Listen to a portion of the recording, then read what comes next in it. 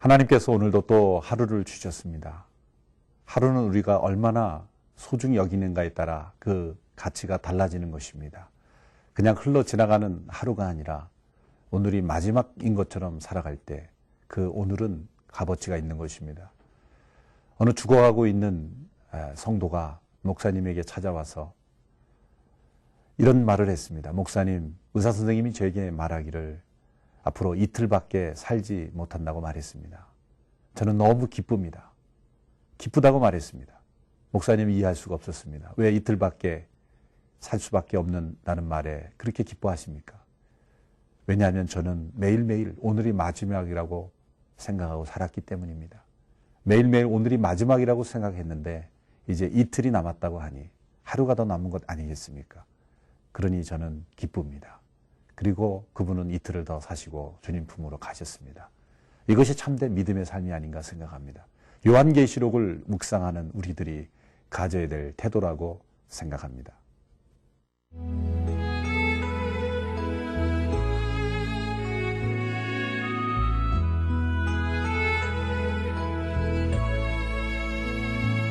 요한계시록 22장 1절에서 9절 말씀입니다.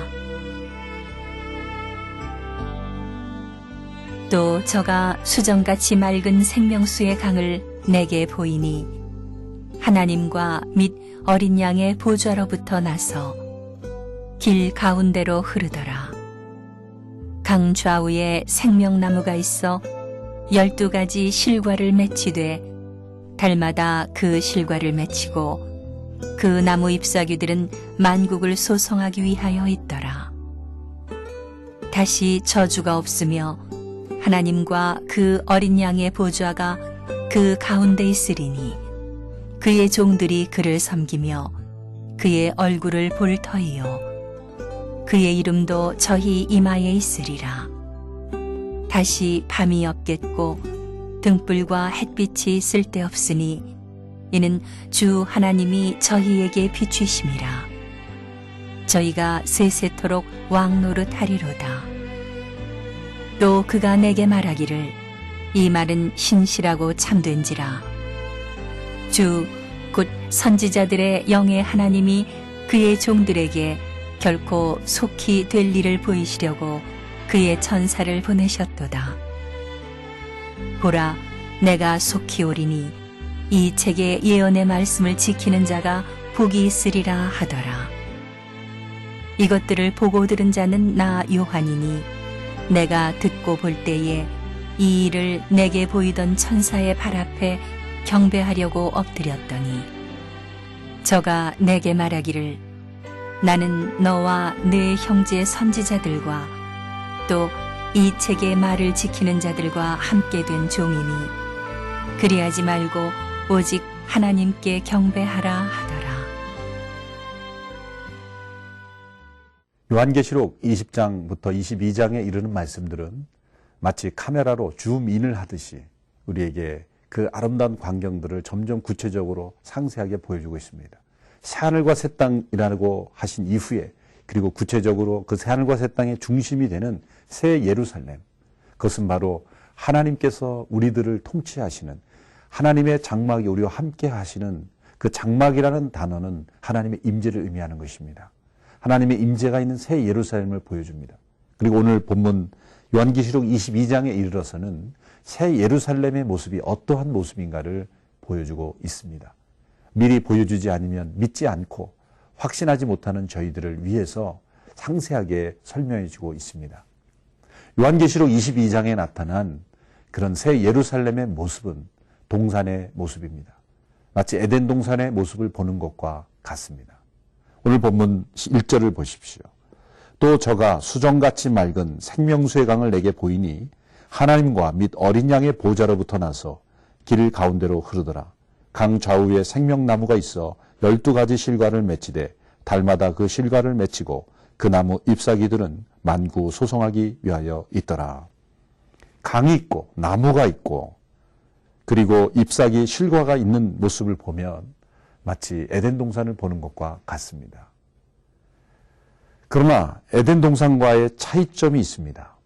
에덴 동산은 그 강이 그 강이 어린 양의 보호자가 아니었습니다. 그런데 22장에 나타난 이 새로운 동산은 수정같이 맑은 생명수의 강이 하나님과 어린 양의 보호자로부터 흘러나오는 것입니다.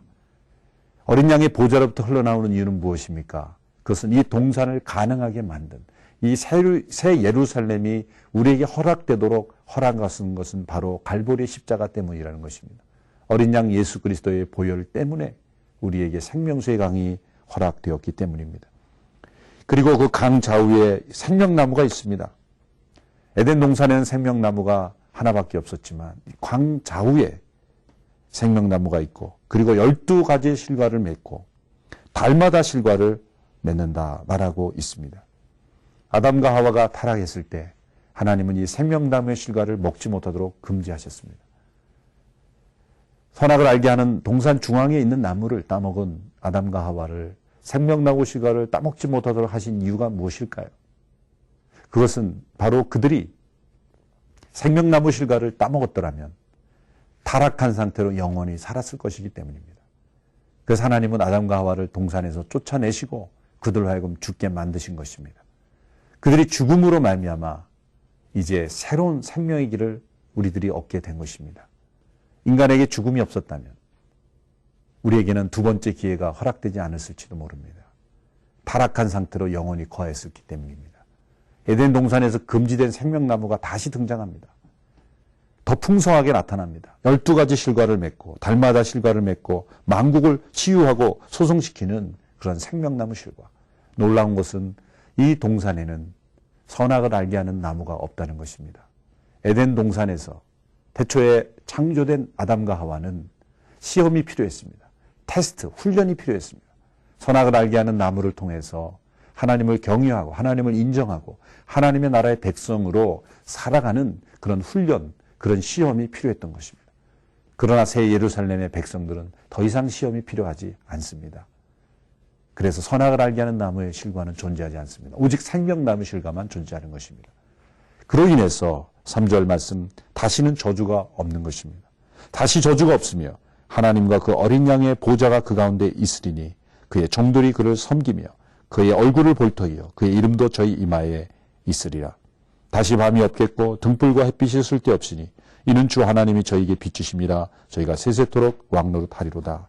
저주가 없습니다. 그리고 밤이 없습니다. 그리고 등불과 햇빛이 쓸데없습니다.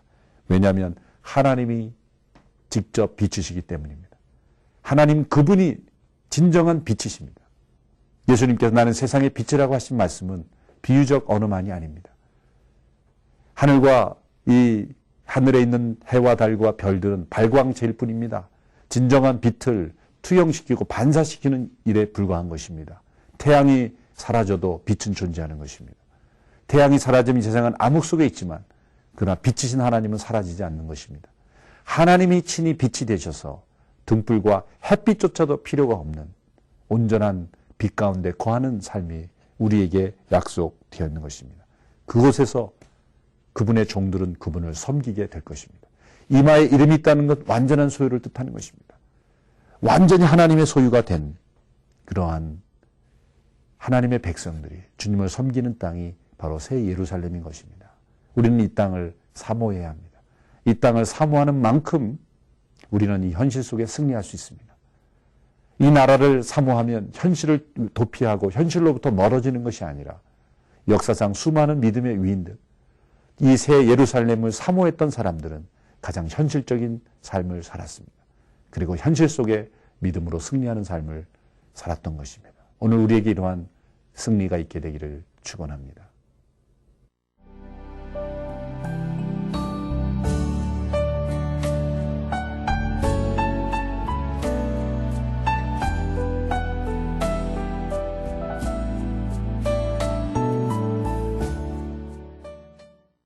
6절 이하의 본문은 이제 마지막 되어질 일들을 바라보면서 마지막 권면의 말씀을 주시고 있습니다. 그 말씀을 한마디로 요약하면 속히 이루어질 것이라는 말씀입니다. 이 속히라는 단어를 주목해 보십시오. 6절의 말씀입니다. 또 그가 내게 말하기를 이 말은 신실하고 참된지라 주 곧 선지자들의 영의 하나님이 그의 종들에게 결코 속히 될 일을 보이시려고 그의 천사를 보내셨더라. 7절에 보라 내가 속히 오리니 이 책의 예언의 말씀을 지키는 자가 복이 있으리라 하더라. 6절에는 속히 될 일이라고 말씀하고 있습니다. 또 7절에 내가 속히 온다고 말하고 있습니다. 이 속히 오시고 속히 되어질 일이다. 그런데 많은 신약의 사람들이 데살로니가서를 보면 왜 속히 이루어지지 않느냐? 예수님께서 다시 오신다고 했는데 최후의 심판이 있다고 했는데 왜 속히 이루어지지 않느냐고 불평하던 사람들이 있었습니다. 데살로니가 전서에서 사도 바울은 이렇게 변증합니다. 죽게는 하루가 1000년 같고 1000년이 하루 같은 것을 잊지 말라. 하나님은 모든 사람들이 다 새하늘과 새 땅에 하나님 백성들이 되기를 원하기 때문에 하나님께서는 길이 참으시기 때문에 우리에게는 많은 시간이 있는 것처럼 보이는 것입니다. 그래서 하루가 1000년 같고 1000년이 하루 같다는 이 계산법을 적용해 보십시오. 지금 예수님이 이 땅에 오신 지 얼마나 많은 시간이 지났습니까? 주후 2010년입니다. 1000년이 하루 같다고 하면 하나님께서는 마치 이틀이 지난 것처럼 여긴다는 것입니다. 하나님께서 하루만 더 참아주실 때 우리에게 1000년이라는 기간이 주어지는 것입니다. 3000년, 4000년이 지나서 많은 사람들이 이 재림이, 심판이 속히 이루어지지 않는다고 말하지만 그 하나님은 그 인자하심 때문에 그 오래 참으심 때문에 우리에게 많은 시간을 주셨지만 하나님께는 속히 이루어지는 사건이 될 수 있는 것입니다. 우리에게 수천 년의 시간이 되었다고 해서 속히 이루어지지 않는 것이 아니라 하나님의 인자하심에 비하면 이것은 속히 이루어질 일이라는 것입니다. 속히 될 일, 그리고 속히 다시 오리라는 이 말씀을 기억하고 지키는 자가 복이 있다라고 말씀하고 있습니다. 8절 말씀입니다. 이것들을 보고 들은 자는 나 요한이니 내가 듣고 볼 때에 이 일을 내게 보이던 천사의 발 앞에 경배하려고 엎드렸더니 저가 내게 말하기를 나는 너와 내 형제 선지자들과 이 책의 말을 지키는 자들과 함께 된 종이니 그리하지 말고 오직 하나님께 경배하라 하더라. 아름다운 모습을 보여주고 있습니다. 이 환상을 보았던 그 사도 요한이 그가 봤던 이 장엄한 광경, 새하늘과 새 땅 그리고 새 예루살렘에 그리고 하나님의 성전의 그 아름다운 모습을 보고 그것을 자신에게 보여준 천사에게 경배를 하려고 했습니다. 무릎을 꿇고 절하라고 했습니다. 그러나 그 천사는 그 영광을 자기가 받지 않습니다. 자기가 받지 않고 내가 받아야 될 경배가 아니라 오직 하나님께 경배하라. 하나님께 함께 요한과 함께 경배하는 모습으로 요한계시록은 마무리 짓고 있습니다. 얼마나 아름다운 모습입니까?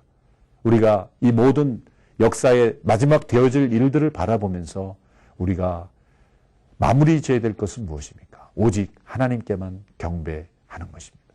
어떠한 영적인 지도자도 하나님께서 받아야 될 경배를 받을 자격이 없습니다. 어느 누구도, 심지어 천사조차도 인간보다 더 영적인 지식을 가진, 영적인 능력을 가진 어떤 천사라 할지라도 경배를 받아서는 안 되는 것입니다. 오직 하나님께만 경배가 돌려져야 하는 것입니다. 종말을 사는 우리 모두가 이러한 종말 의식을 가지고 재림 의식을 가지고 심판 의식을 가지고 하나님께 온전한 경배와 온전한 예배를 올려드리는 우리 모두가 되었으면 좋겠습니다. 요한계시록의 마지막은 경배로 끝나가고 있습니다. 우리의 가슴 속에 진정한 경배가 있다면 우리는 새하늘과 새 땅, 새 예루살렘의 백성으로 이 땅을 살아가고 있는 것입니다. 기도하겠습니다. 하나님 아버지, 사도 요한이 보았던 우리 모두에게 보여주셨던 이 역사의 마무리되는 모습을 보면서 마땅히 우리가 하나님께만 경배하는 백성으로 살아갈 것을 다시 한번 다짐합니다. 온전한 경배, 온전한 찬양, 온전한 예배가 우리를 통해서 주님 앞에 드려지게 하여 주시옵소서. 예수님의 이름으로 기도하옵나이다. 아멘.